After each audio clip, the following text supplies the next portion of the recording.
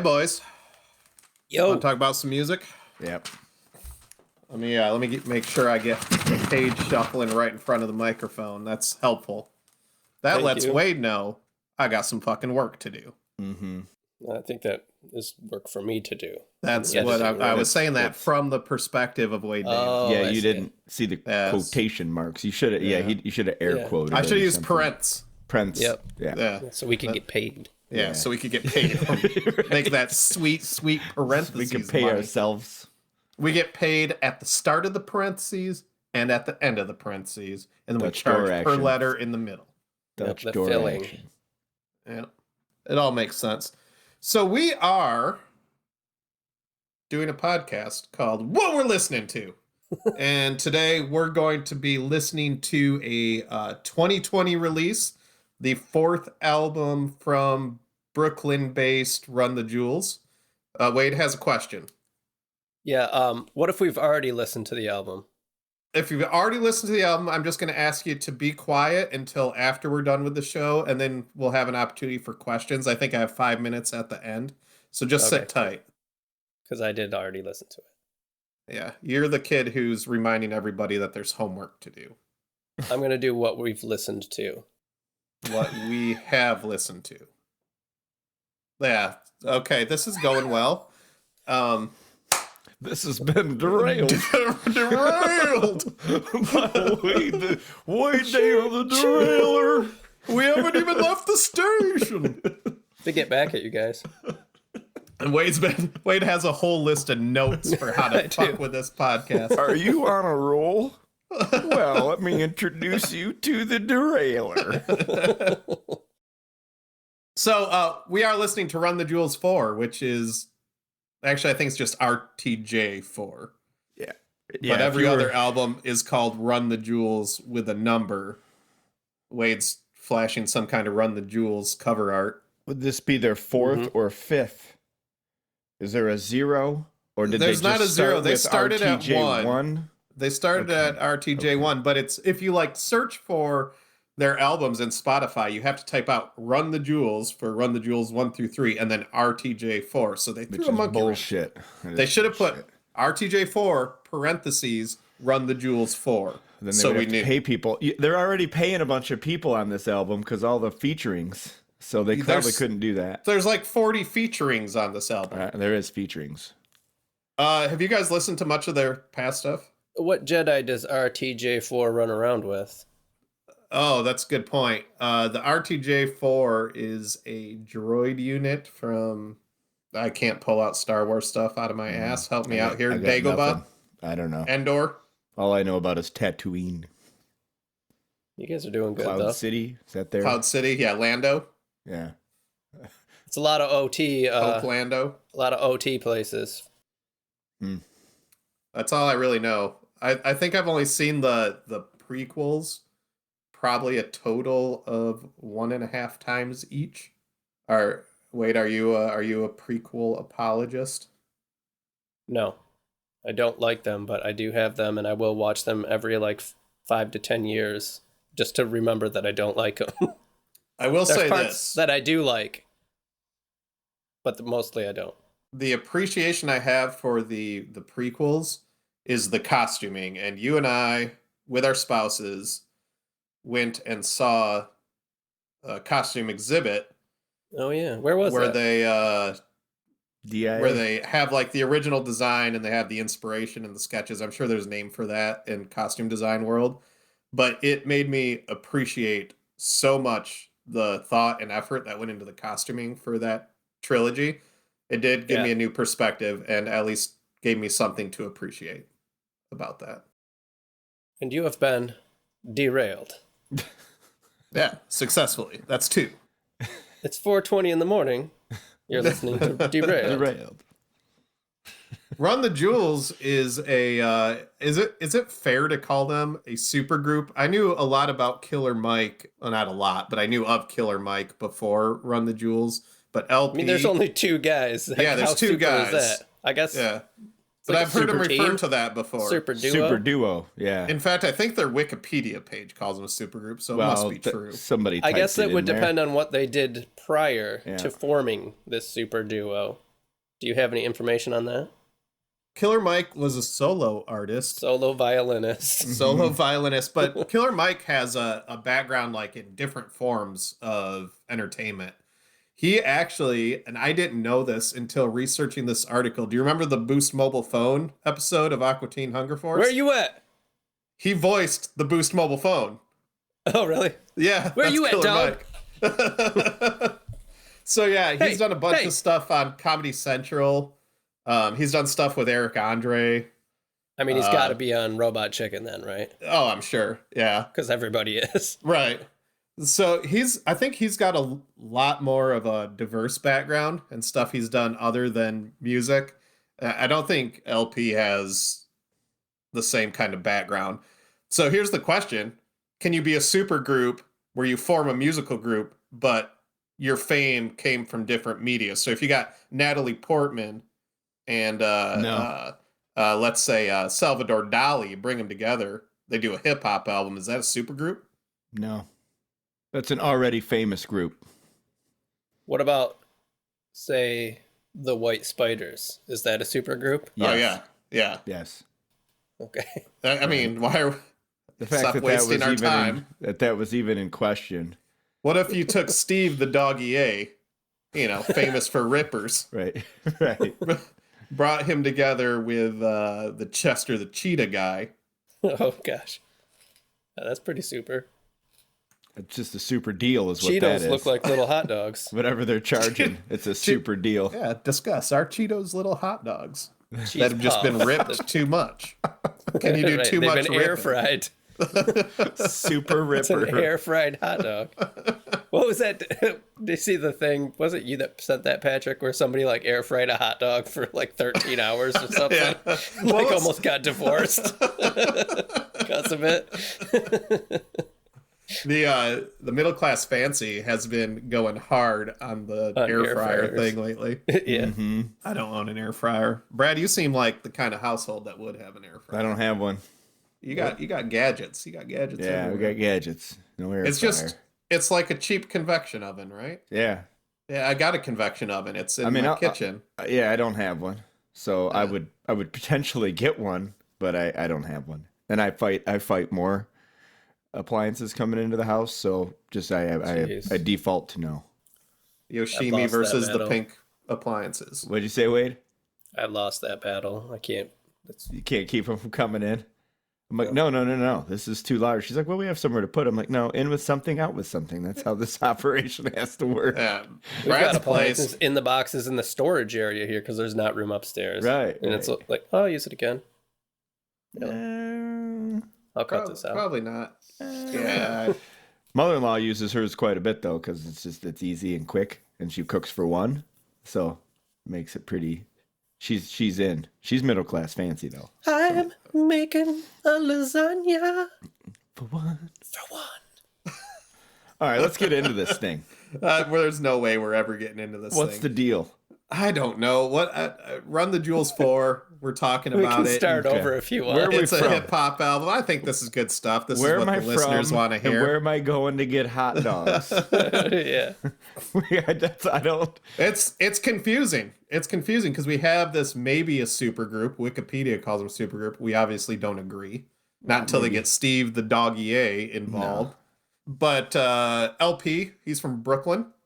Okay. Yeah, you got Killer Mike. He's from Atlanta. Okay. Yeah. We've talked about Brooklyn hot dogs before. We could talk more about Brooklyn hot dogs, but I went with Atlanta hot dogs. Okay. And Atlanta gets let's hit tricky Atlanta. too. The ATL. Yeah. Any of you been to Atlanta? Wade Driven must through have it. because he knows it's the ATL. Yeah. Only on a layover flight, so no. Yeah. I've been to the Yeah. airport. Same Brad here. lived in times. Georgia. I did, but not in Atlanta. I lived in Savannah. That's And I did the a same city, drive-through. right? Like Savannah's a neighborhood of Georgia. Same thing. Yeah. Yeah. Yeah. Georgia's The so Walking small. Dead. Yeah, that does take place there. Also, Atlanta? when you watch Where it Archer, starts, yeah. it ends with "made in Georgia," and then there's a peach. Lots of things are made in Georgia. What else is made in Georgia, Wade? Georgia's. That's right. Every George is made in Georgia. Georgia's. Occasionally a gorge, but that's a defect. Right.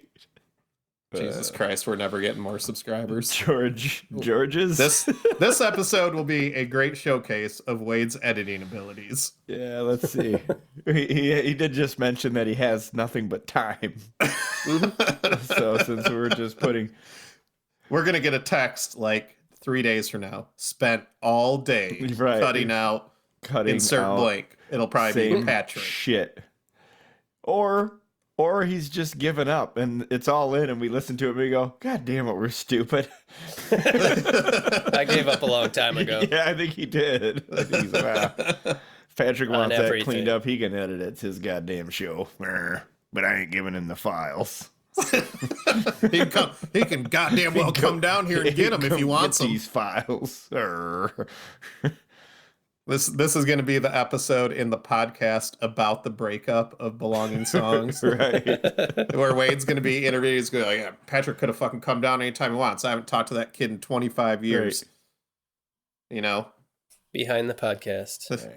VH1. And I think all they need to do is take clips from our actual episodes and they'll realize that's when it all started going down. Well, they could just pick any moment.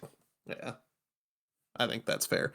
So Run the Jewels 4 2020 release, their fourth album from Atlanta, at least Killer Mike's from Atlanta. The ATL, as Wade pointed out. Atlanta. Hotlanta. The Atlanta Underground. I've never been to Atlanta, ever. The Atlanta Ocean. Oh, that is there. That's a good point. Forgot about that. Atlanta, the city under the sea. Wasn't there a band called Atlantic Star? Something like that. I don't know. I wouldn't know that. No one knows that. Somebody fact check that. One of our 2 listeners, they have time. Mm-hmm. They can get back with us just by letting Wade know. Amperstance. Atlanta. Yeah. Jesus Christ. He is a double dose of derailer today. That guy. He's been waiting. Oh man, he's like, we've done like 3 episodes of Belonging Songs, right? And Wade has just been building. We listened to this and we took notes about the album. Wade took notes about how we could fuck up the show. Like, I could talk about interject? Killer Mike's he's from Atlanta. Banter. A hot beef interjection, right? Over and over again. Speaking of, oh yeah, go ahead. So I feel like Atlanta's hot dog culture is not robust. I mean, this is a city that was burned to the ground by General Sherman. I think there was only like a couple hundred structures left after the entire... Are we doing trivia? Yeah. Insert Patrick trivia. This is called Flavor Text. Oh, we're going to Flavor Town. So it got. I never knew Atlanta got burned to the ground. I think this is going back to my high school trivia, so... Patrick's Trivia! Correct me if I'm wrong, but I think Atlanta is the only U.S. city that's ever been destroyed as an act of war. I think it was intentionally burned down by the Civil War. So you think a city that has an opportunity to rebuild in the 1800s can get their hot dog culture straight. Right. Not a rich city for hot dog culture. So what I think they've done is they've gone to their neighbors in the Carolinas and they've stolen. I think they've stolen their hot dog idea, because really the Atlanta dog is characterized by chili, which makes sense. As we have described multiple times in multiple formats, chili, mustard, onions, the best dog there is. Yeah, but if I'm in Atlanta, I'm thinking about a slaw dog. That's what you're thinking about. Shit on it. I think that's what Carolina does food trucks. They do. Like food trucks for some reason. Like I think that would be the big hot dog game in Atlanta, in the city. I think how much more unhealthy can we make this hot dog? Right. I think the slaw makes sense in Atlanta. I don't think it's theirs. I think it's borrowed, but it's a hot summer night, like Neil Diamond talked about. I think in August. Mm-hmm. You want the dog, right? You're not going to go without a hot dog in the summer. That's prime dog in season. Yeah. But you're going to want something home of the Braves. Yeah. I think slaw makes sense. I just don't think it's an original idea. But Atlanta claims the slaw and chili combination, which I think we've seen before. We've seen it 1,000 times. Oh, we've seen it 1,000 times. Maybe they differentiate with the style of slaw. I feel like their chili's got lots of whole beans on it. Yeah, they take everything that they pulled out of Sneaky Pete's sauce and they add it to their chili. Put it right on there. It's double like meat, double beans. It's more dry, as we call here, Flint style. Yeah. Flint and meaty. Flinty, yeah, Flint and meaty. Yeah, which, by the way, the Flint, we haven't talked about Michigan bands yet, but when we get there, we can talk about how the Flint style of chili dog is just not the good style. Not a good dog. Like, don't. Yeah, episode 11, Kid Rock's latest. That's Wade's recommendation for the next episode. Hey, guys, you check out this new Kid Rock. I mean, he's been gone for 4 or 5 years. We're ready for this one. I think they should make another American Psycho where the guy's obsessed with Kid Rock. I think you mean American Badass. Yeah, exactly. Call it American Badass Psycho. And he just mentions things like, did you know the Kid Rock's instead of Huey Lewis album went platinum? He went platinum selling rhymes 7 times. Did you know that there is a sequel to that starring Mila Kunis? Yeah, I do, and I've seen it. Good. And it's not. No, it's not. I've not seen it either. No, not in my opinion. I didn't hear that. Well, go ahead and watch it. I will. Let me know. Yeah. Report back. Get back with us. We'll do it. We'll do Brad's movie podcast. American Badass Psycho. You only ever hear about the first 20 minutes because he falls asleep on the couch. We'll call it "What You Watching Into." And I think in that show, Brad, you should give us the synopsis of the first 20 minutes, and then you give us like what you think happened. Right. And then we'll go back and we'll find out what actually happened. We'll see how close you came. Started out good, just fell asleep. Woke up, and all of a sudden an episode of The Wire was on. Really liked it. Do you want to keep watching? No, I'm sleeping. No, it's over. So Atlanta does have a cool hot dog joint, though. And I think most people, when they think of Atlanta, like hot dog culture, they probably think of the Varsity, which is a famous like burger joint in Atlanta. But there's a small little mom and pop shop in a place called Cabbage Town, which makes sense for where you're going to go for a dog. And it's called Little's Food Store, which is started in 1929. Now is like the neighborhood bodega, but they have a flat top grill in the back. And the place looks amazing. You should pull it up on the internets there if you got the internets. It's like this tiny little convenience store that looks charming as hell, but apparently they have some rockin' dogs. And the thing I like about Little's, Noise. If you look at their menu, like you can get a dog and then you just add whatever you want on. So they got like the slaw for an upgrade, it's like 50 cents. Get cheese added to any dog. That's how you want it. Mm-hmm. Yeah, I like this place.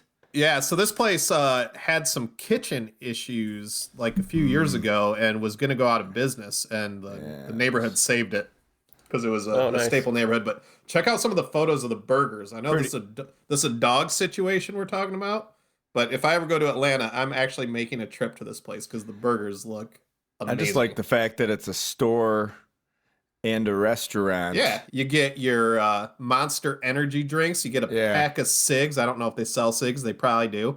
You get a tank top. Yeah, get a tank top and some rubbers. These burgers do look good. Yeah, and then pretty get good a dog on your way out. Oh shit!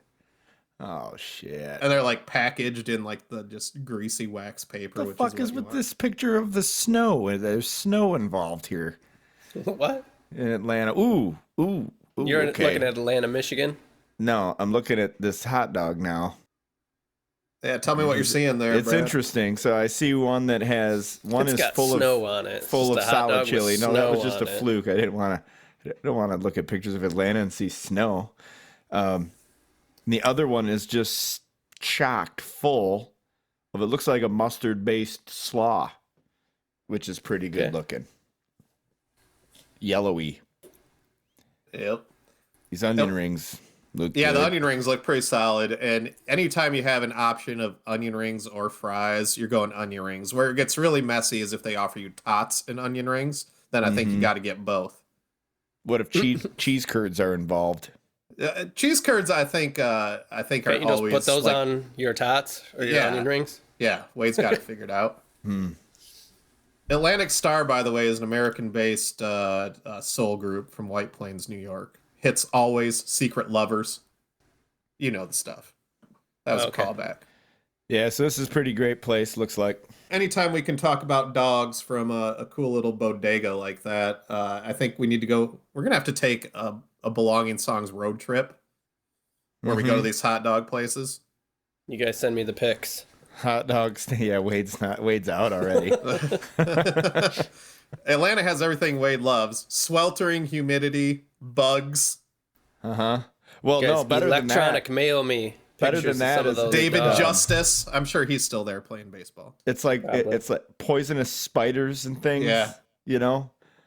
Which just makes the world great. Yeah. It's more than 5 miles from the house.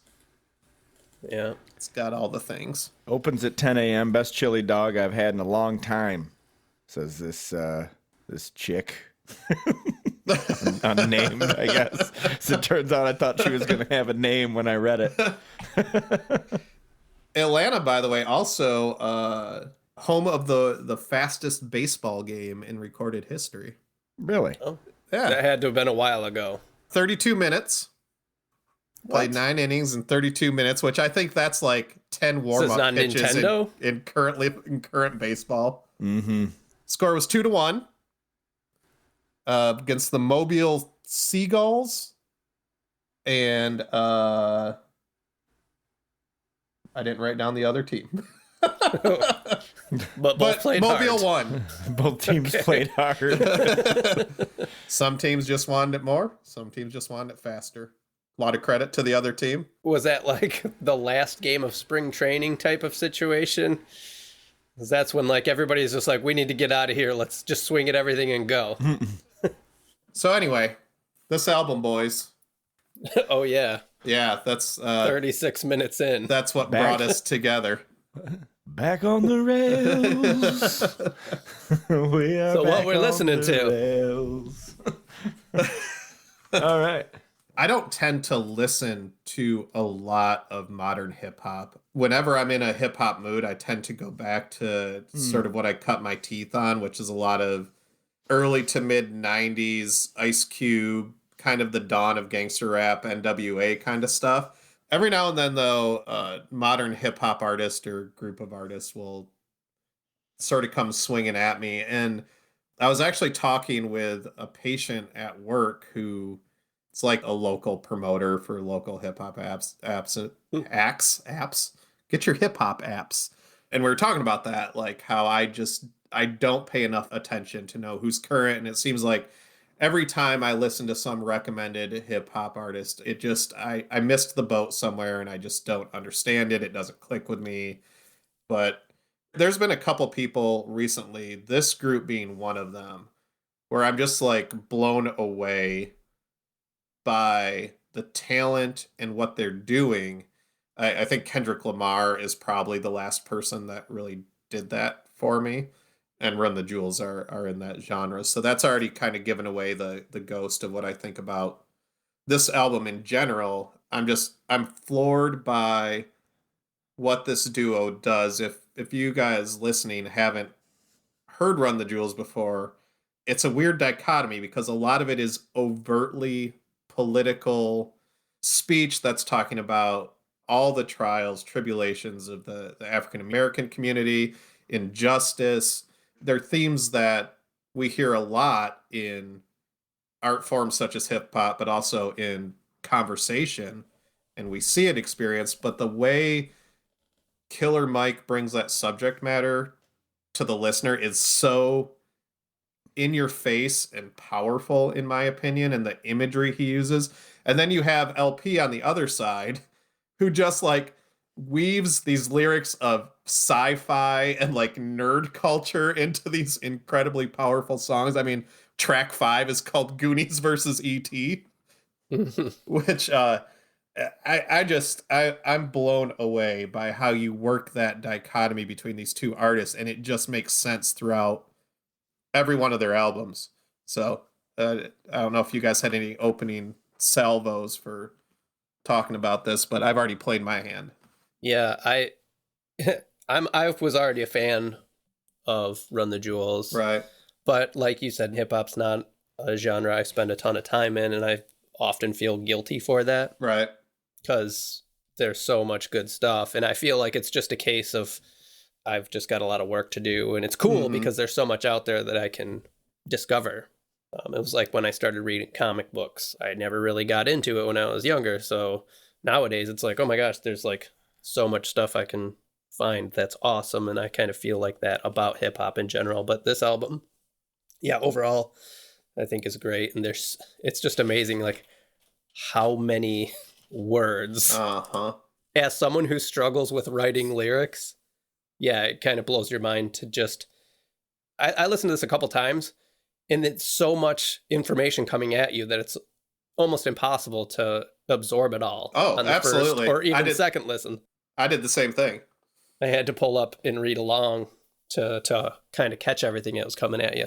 For me, it's not my default genre by any means. Same difference as Wade. I've always liked it, but I think, a good chunk of my adult life, I think it hasn't been good. Yeah. You don't seek it out. Like it was really good stuff when I was in high school. If your only exposure is like what's coming off the radio, right. I'm sure I think you're right. Like anything else, there's tons of really great stuff out there. We just don't know about it. I would completely agree with that. And there's probably a lot of things that are cousins of this somehow, some way, if you were to do the deep dives with production and who worked on what and all of that, and you could find it. And I don't disagree with that. But where I was going with that is I like that these guys came out and they sort of revitalized the content of it, because that's where hip hop started, was all about content. And then it got into Nelly or whatever. And so like, we haven't talked about St. Louis Dogs yet. Whatever. Yeah. But I do usually do the 30-second song scan. I didn't do that at all for this album. I put it on and I was just like, it put me in a really awesome, like good mood. And I was in, well, it comes out banging. Yeah, comes out banging. First track. The first track, Yankee and the Brave. My first note is, Jesus, this album comes out swinging. Oh, and you know what, too? It's so awesome, like right out the gate. Another thing to mention, though, is the fact that this thing is really well put together as an album, where one song flows into the next song so great.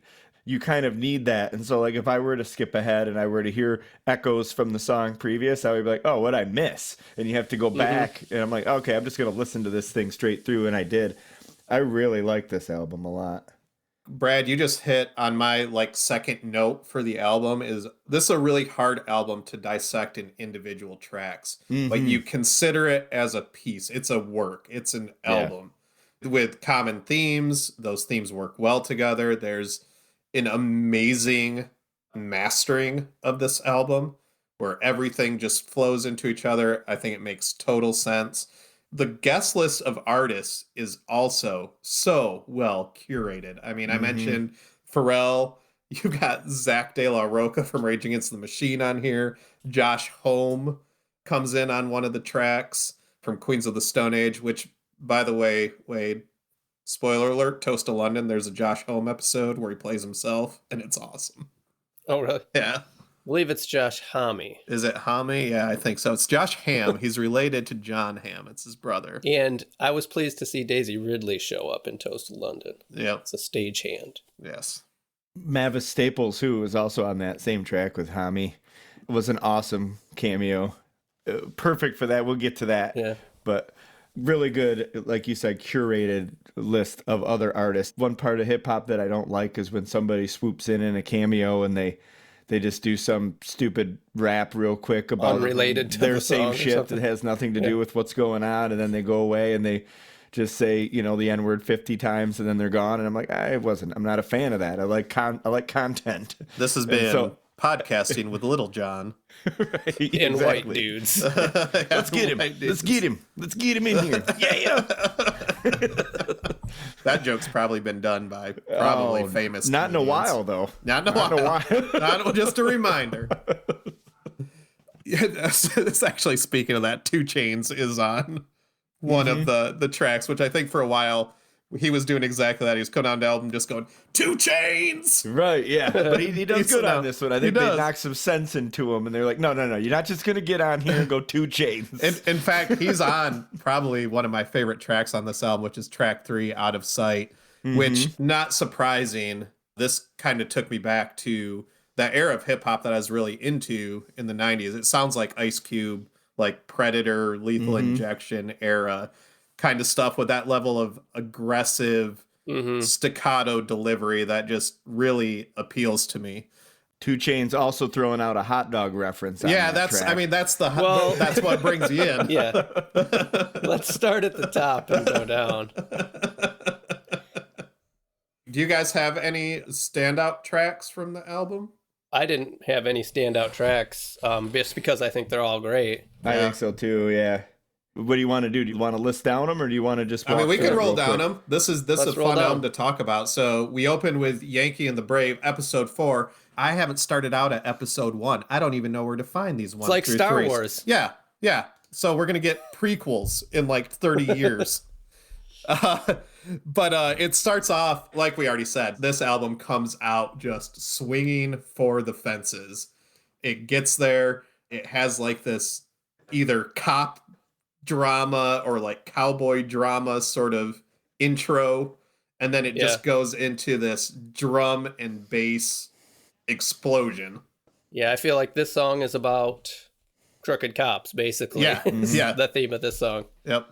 That's what I got out of it. That's good insight. Mm-hmm.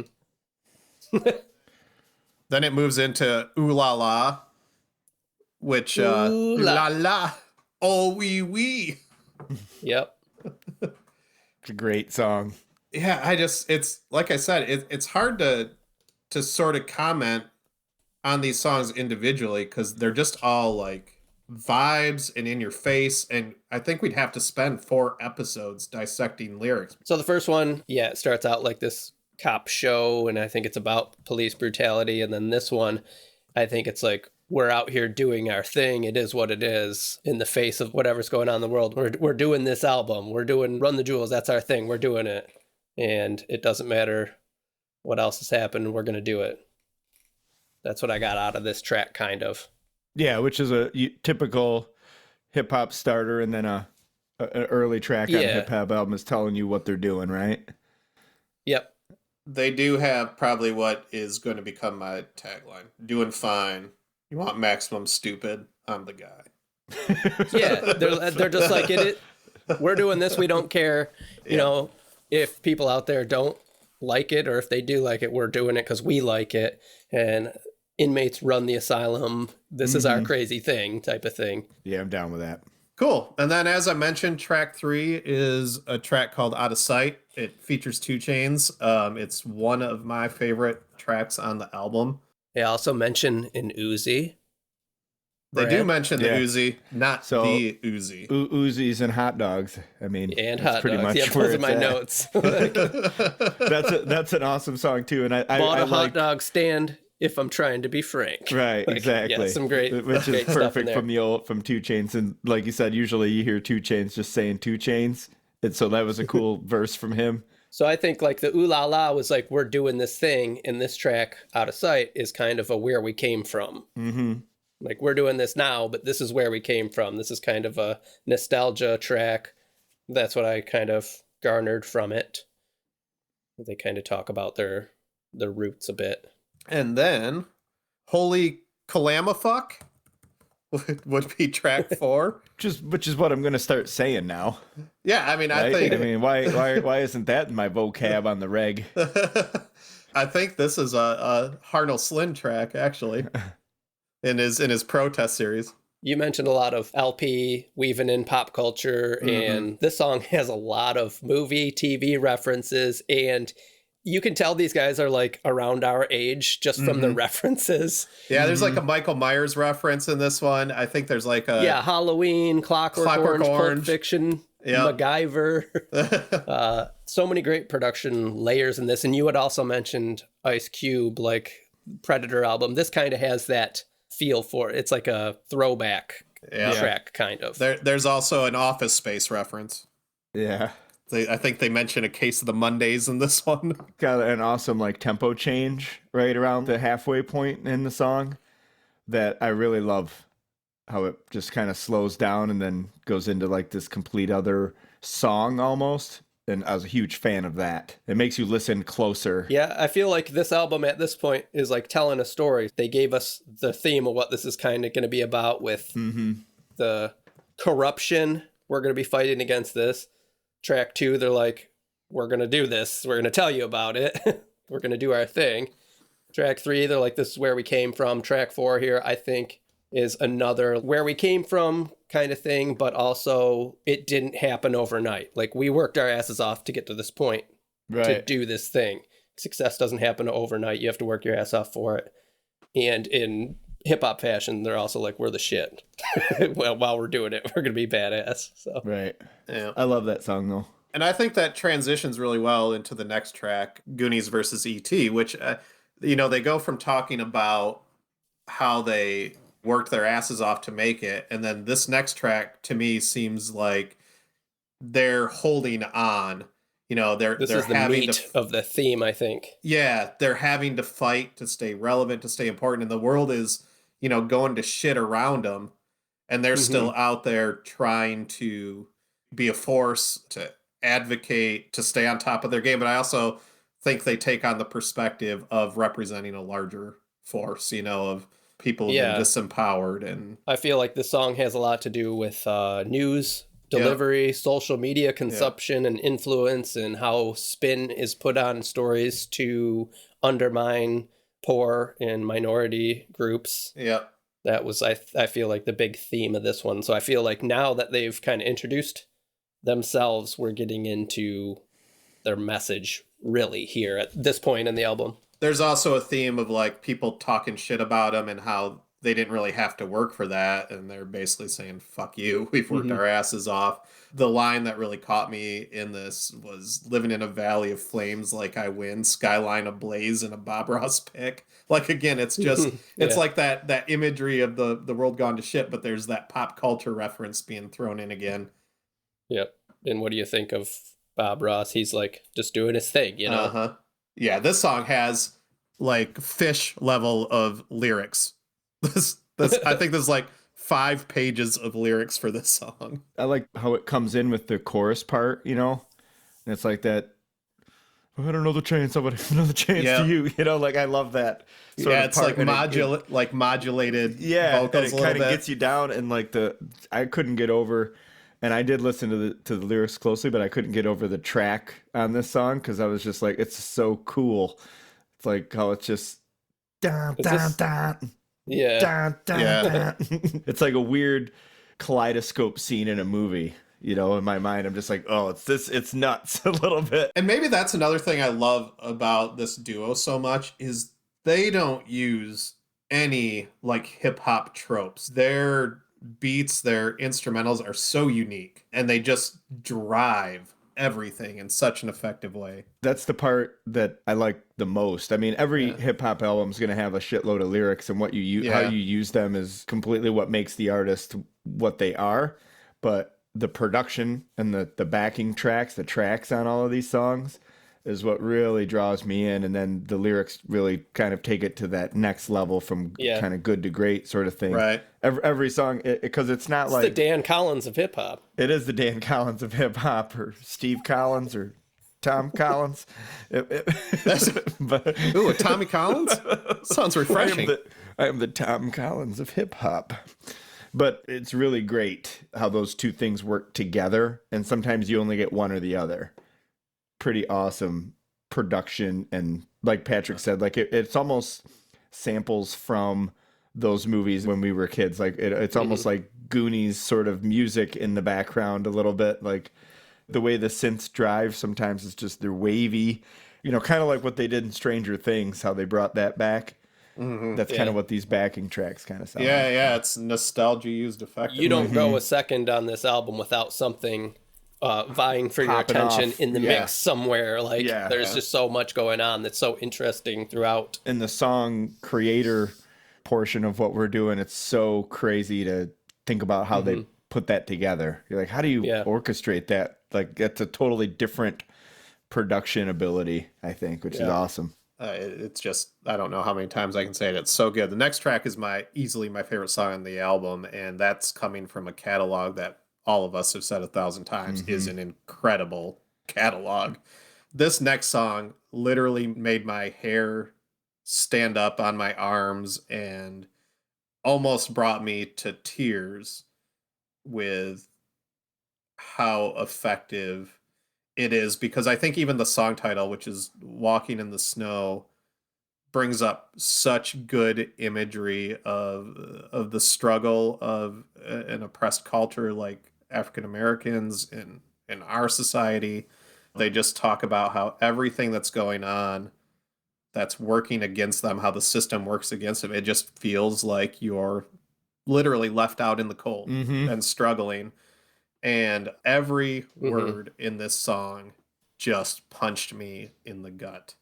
The way the chorus is delivered, I don't know. It's almost like everything sucks. We're plugging on, though, and I am advocating for everybody who's been abused in this shitty system. I mean, he talks about pseudo-Christians. They talk about, like, the industrial prison complex.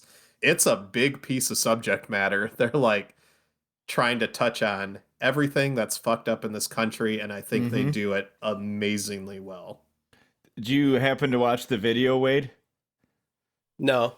Oh, you should check the video out for this song because it's fucking awesome. It's basically everything Patrick summarized, but it's happening with toys in a bedroom. And so, really? Yeah, so like they're coming in. Yeah, they're coming in and they're putting all these toys in these cages. And Killer Mike and LP are just kind of watching it all happen. It turns into this big calamity in this bed. It's awesome video, actually. Yeah. So check that out. I felt like, this is rich and powerful, want to keep their boot on the necks of the rest of the world, basically. Yeah, and they're never going to let go of their power. And they'll do whatever it takes to keep it. Yeah.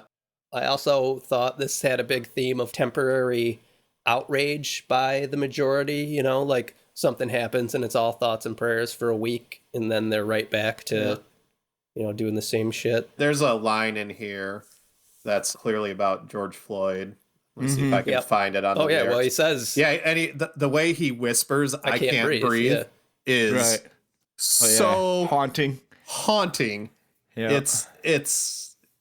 Oh, man, I love this song. This is probably one of my favorite tracks over the last easily 10 years. Across all genres, this song is devastatingly good.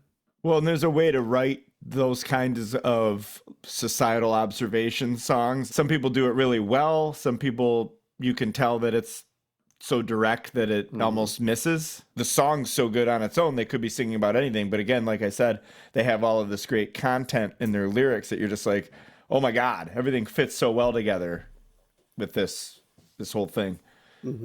Yeah, then we move on to track 7, which is called Just, with a $sign for the S. So we finally get to at least one trope. That $sign is key, though, to the track. It is. Oh, it is. Yeah. Another great lyrical story. And this song features Pharrell Williams of Happy fame, which, I think he's just continuing with that track. And this is the Zach De La Roca track. Some of Pharrell's best work was when he was in NERD.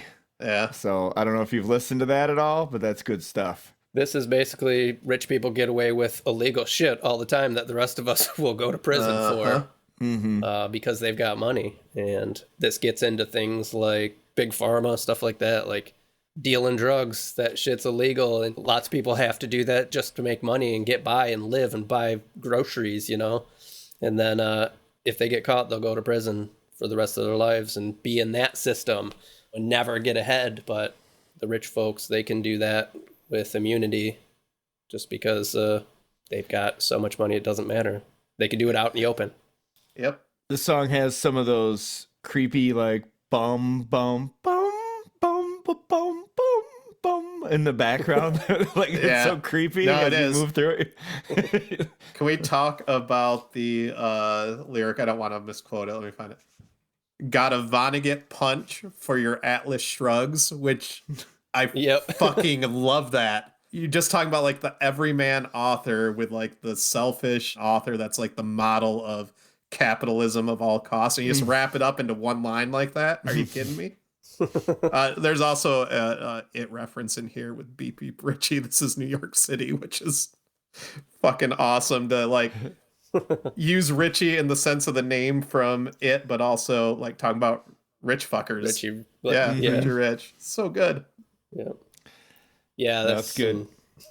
Really high level intellect in a lot of these lyrics and references. There's so many. I mean, you really should open up these lyrics and read through them. Yeah, it's good to hear some De La Roca. That's a good line for him to be screaming, because it's what you expect him to be screaming. It was built for him. He does a whole verse too, which is pretty good. Does at the end, which like is a real good verse. The last verse, and he's always got the quality of like, it always feels like it's gonna fall apart. Right. It's like, I'm like, oh, can he keep doing it? And, right. But it also feels he does. So angry. Yeah. Yeah. Oh yeah. He wraps up angry so well in how he delivers. Well, I think he has that, and why we probably all listened to him in high school. It's because it's that protest vibe, but he also screams like he's a teenager. Like, it's just one of us throwing a fit in our bedroom at our parents' house, except the topic is so much higher level. You know, it's not about being grounded from your Nintendo. It's about fucking capitalism. That's a great track also. Yeah. I would surmise. I believe there's a song Exploder on that track. Is there really? I think so. Oh, cool. I'll definitely have to watch that. I think so because I listened to it. Yeah, I think so. I'm positive. There is. Nice humility over there. Yeah, I think there might be a I don't know. Yeah. Never Look Back, track 8. This one's title wraps up its theme. Yeah, I think. Yeah. And this was look out for yourself and get it. The one I like. If you listen to the song, this was definitely the Stranger Thingsy vibe that I got the most out of it all, because it's kind of it's got that sweeping sweeping like pad deal through it. It's pretty sweet. Never Look Back, heard him say before, sounds like the type of advice I'd ignore. That's like Dr. Seuss for all of us middle-aged people. Right. This one, to sum up, you have to live with your choices, so make good ones. Yeah. Right, basically. What do we have next? The Ground Below. A rockin' track. Yep. I thought. Kind of feeds off the previous one, kind of a stand your ground type of thing. Like, you don't like me, too bad. I think they have a line like, you don't like me, oh well, I'll be just fine. So another kind of throwback to the beginning, almost reiteration of we're doing our thing regardless of the pushback we might get. Yeah, this is a pretty cool, like, just kind of flex track. It starts off with basically talking about how they're Godzilla to Tokyo, and it kind of goes through those analogies over and over again. We got Pulling the Pin next, which I think is another just amazing song on this album. This one reminds me of Kalamafuck a bit, like in the tone. It's got that darker tone, kind of like a throwback to like you said, Ice Cube or vintage type of scary sound and a little bit daunting. But this is the Josh Homme and Mavis Staples track, kind of a history repeats itself type of story, and another rich and powerful get away with most anything theme to it. Yeah, and it's been going on for years, and it will continue to go on. The devils do the despicable, and still they move like they invisible. Like, I thought that was a great line. Yeah.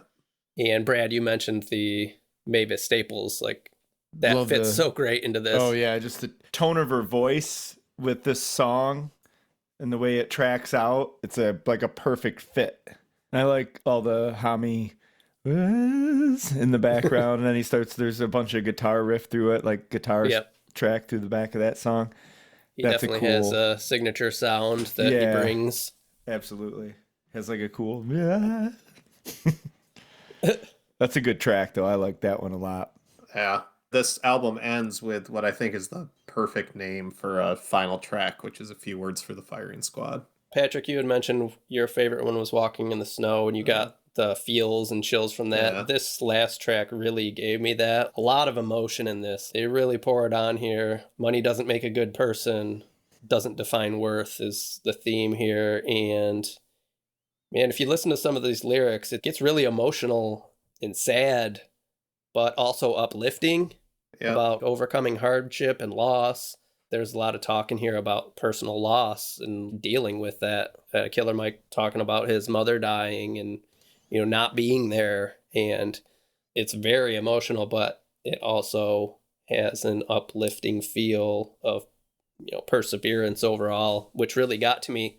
I thought this one was, I guess, my standout as I was listening through. The two songs, I think, perfectly bookend the overall theme of the album. And I think you're right. Like, this does encapsulate the whole theme of the whole. Yeah. It ties up what they've just talked about throughout this whole album really well. I love the use of the song title in this because, you know, obviously A Few Words for the Firing Squad kind of give these feelings of I've been caught again for trying to do what's right. I'm here in front of authority. You beat me down, you know, but you haven't fucking won. So I'm going to say it anyway. Yeah, I'm going to say it anyway. Yep. And here's the shit you've put me through. And we're it's still like one here. last middle finger before they shoot you down. Yeah. It's that defiance and like, you're not going to break me, even though, you know, you're going to take me down. Yep. This song by far was my favorite on this album. I think just from the way that it has that bum, bum, bum build. Yeah. And then you get like this sweet ass trumpet deal. Oh, yeah. That, which is awesome. Yeah. And then the outro of it, like the last 2.5 minutes is just this explosion of instruments and stuff. Like the whole thing's blowing up. Like it ended. Yeah. Yeah. And lyrically, like Wade said, you're hanging literally on every word to hear what the next one is. It was a very powerful track. I love this song. Yeah, this is probably my second favorite track on the album. And again, there isn't much separation from track to track on this. As I was listening to this the first, the second, the fifth time, I was texting friends and telling them, like, you need to listen to this album if you haven't already. I think it's an important piece of work. It feels like a classic work to me. Yeah. At first blush. And I was pretty shocked because some of my friends were like, it sounds too samey. It's fine. And to me, this was a rare bird where you listen to it and the first time you know you're listening to something great and you go through and listen a third, fifth, 10th time. Oh, yeah. And it just reinforces it. I like the reprise after that last song too of the Yankee and the Brave. Yes. So we just had that huge emotional explosion. Yeah. But then the album does conclude with this movie trailer, TV commercial of Yankee and the Brave and how they're out there and they kind of ride off into the sunset. Yeah. Which takes you to like what I was saying earlier. It's such a cool album. And it's so cool that it was brought to you in this. Like you can't just pluck one of these things out and listen to it on its own. Yeah, it really has a whole story arc. It's like you have to listen to it. The feel of it is like it's a soundtrack for something, but the movie is real life, which is kind of fucked up, but it's cool. I'll say this too. We are 3 middle-class white guys on this podcast. We're fine. If this album doesn't tell you why art is important in our culture and why you need to listen to other people's stories, you're exactly lost. Right. You're totally lost. This is exactly it. Such a critical piece of criticism. Yeah. We say it all the time. It'll derail us, but the perspective, you know, like art gives you perspective. This has been Perspectives. Right, I'm sorry. Is there a synonym we should be using instead? I have to look it up. But like you're listening right. to Viewpoints. There it is. Yeah. You're on the air with Paradigm. I don't know what to do. I don't know how to express that.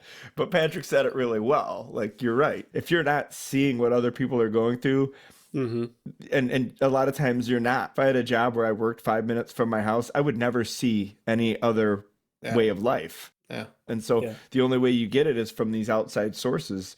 This is a really great outside source to see perspective, like how other people are dealing. Well, and that's what most of this album is about, too. Absolutely. Pointing that out, that the people at the top do not understand the hardships of those exactly poor and minority groups. Yeah.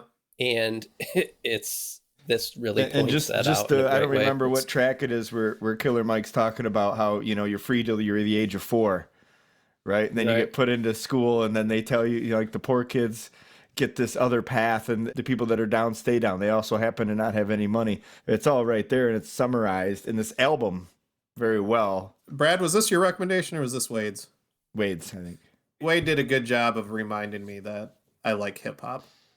Yeah, and you know what? When it's done like this, it's incredible. I'll be honest, I had listened to, I think 1 and 2. I don't know that I listened to 3. I'm going to now. I don't. How do you know what was going on in 4 if you didn't watch 3? Well, it's a good standalone movie. Like Back to the Future 3. Like, it's good. I get it. It's fine. It does remind you that you like it because it's not my go-to. If I'm sitting in there if I'm bored and I'm like, oh, I want to listen to something new, I never go to the hip hop ever. I think it's an important thing to admit to yourself, and we're mature enough to say, like, there should be no genre of music where we're just automatically like, I don't like that. Yeah. No, you're right. There's something that is in there that's worth listening to. Thank you. Coming from you, that's very big, I think. Oh, yeah, and I don't like a lot of stuff. We were haters. I actually had this conversation with Meredith last night. I was listening to a playlist, and Meatloaf track came on, and I'm like, this song's a guilty pleasure for me. And then I was like, why the fuck do I have guilty pleasures? I'm 43 years old. If I like it, I like it. Right. You know, and I may recognize that it's not the highest art. You might not roll your window down in the summer while it's blaring. Yeah, but I fucking like it. So get over it. It's musical and invokes a certain emotion. Besides Wade, who's going to be like, fuck you for liking a song that's... Right. I don't really give two shits anymore. I'm there already. Yeah. And Wade, I've done that when I was in my 20s. Mm-hmm. You couldn't talk me into like country music. I'm like, no, I'm not listening to that garbage. Too. And I agree. Like, pop country is bullshit. Yeah. But I'll be goddamned if there isn't a whole bunch of good nuggets that came out along the way. You know? And then hip hop's a whole nother thing where, like, there's a lot that I really do like. It might not be the stuff that is presented to you first. You have to dig it up. But it's pretty easy to dig shit up nowadays. You know? So it's I think this was well, I'll just put it out there. This is probably the best recommendation in the short history of this show, just because it did so much for me from a music appreciator perspective. And it's also feels a little guilty to be 3 white middle class guys who are doing relatively fine during this pandemic to listen to this, but I think that's exactly what we need to do is we need to pay attention to this. I think you're right, and I think that's the harder part for me sometimes with hip hop is I feel, Patrick, I don't know how you referenced guilty earlier, like you feel guilty because you don't listen to it. Sometimes I feel guilty because I am listening to it. Yeah, it's a community. I don't know that this is for me, you know, like I don't know that there's, I mean, they probably are singing directly to me, but I don't know, you know, sometimes it makes you feel like, it doesn't feel like genuine. You're stepping on toes that you don't deserve to be stepping on or belong. Right. Yeah, exactly. I get that. Yeah, it is. That's a good point. It's you wonder how many people listen to this and they don't realize they're the ones perpetrating some of these offenses. That's the Rage Against the Machine clause. Yeah. Well, we grew up in a very small rural town where in middle school, I remember everybody listening to gangster rap. Yep. And these are all people who would say that they didn't like black people. Yeah. Right, exactly. Yeah. That was always a very strange thing for me. Yeah. And that juxtaposition is so strange because you have these kids in their formative learning years who don't understand the world, especially coming from a small town like that, who are taking this culture from hip hop, thinking it's super badass because it was, not understanding it, being racist regardless. Mm-hmm. Wow. And it just blows my mind just looking back at that. I was thinking about this the other day because I grew up in the small town and I live here, but... Did you suck on a chili dog? Yeah, outside the Tasty Freeze. I do. It's embarrassing, but like I never even met a minority or a black person until I was an adult. I had to graduate first, and then I met him at work. And you're like, this is very sad to get to know, you know, like, but everybody here they already have that opinion. A lot of the kids, like you said, in school, like they would tell you they didn't like them, you know, a minority of any, whatever. Without knowing why. Right. It's because their parents said that, and their parents probably have never left the town. And never having met anybody else outside of their little tiny bubble that is here. And like I was thinking about that the other day. I was like, oh, that's unfortunate that you're not exposed to other cultures. And I was thinking about it because my niece, her best friend, is a black girl, and she's experiencing it at this young age. And like, she'll grow up so much different than I did because she doesn't have to discover herself later on. She already is going to know people are people and all that stuff. But I think that's like where some of that guilt can come from. I look back at that and I'm like, what a horrible thing that's happened there. And then for me now to grow up and be like, well, I want to listen to this music, but it's not for me. Right, exactly. Like kind of what you're saying. Like you almost feel guilty. Like I'm not qualified because I saw how it was used. That, and how do I sit here and relate to anything that they're talking about? Because I don't know shit about. You know what I mean? I've experienced nothing of what they're talking about. Is where the guilt comes from. You're like, and maybe that's the most important reason to listen to it, is to go, fuck, I am the machine that's being raged against. Right, exactly. I think beyond like the super heavy cultural context, it does also reinforce that whole idea of music as identity too. Mm-hmm. Yes. That also goes back to, I think, the guilty pleasure argument is when we're teenagers, which I don't think you're more in tune with that than when you are in high school, where your music influences your dress, your circle of friends. I was thinking about this last night, actually, as I was revisiting this album. I wish I was as in tune with the minutia of music as I was in high school. I was reading every Rolling Stone, every Spin, every alternative press. I don't know if I read Parade. What was the metal magazine? Oh, we had Metal Edge. Metal Edge. We had, there was all kinds. Wasn't there one that was like not Ripper, that's a hot dog magazine. Well, it was Hit Parader, right? Yeah. But no, I knew like who was producing every album. I knew the name of every track on every album. I missed that. I used to sit or lay on my bed in my bedroom with my shitty ass Discman, spinning through some Logitech speakers, reading the liner notes over and over again. I miss that. You know what's really cool about this podcast that we're doing is I actually did that for this album and the next one we're going to talk about. I will say that this album is awesome to work out to. Oh, yeah. Like, if you want to go for a mean, like, bike ride or something and get it in, this is a nonstop get it in album. If you pay no attention to the lyrics of this album, you're at least going to be moving your ass. Exactly. Oh, yeah. And then if anger kicks in, you're just really going to be trucking. I was on the bike. I was like, God damn, that's the fastest I've ever done. 7 miles. Awesome. I don't know. Without sounding cheesy, thanks, Wade. I somehow missed the release of this album, even though like I've been a fan of Run the Jewels. I caught just on a couple of Sirius XM radio stations along the way in the summer, but I never went backwards with it and dove into the album. It came out when I was working on my basement, so I needed stuff to listen to, but I didn't have Spotify at the time, so I would, Just was the single, I think. Mm-hmm. And I listened to that, but then I would just get random, how they did. So I didn't have the album. This is a tough question. What's your fucking pizza, boys?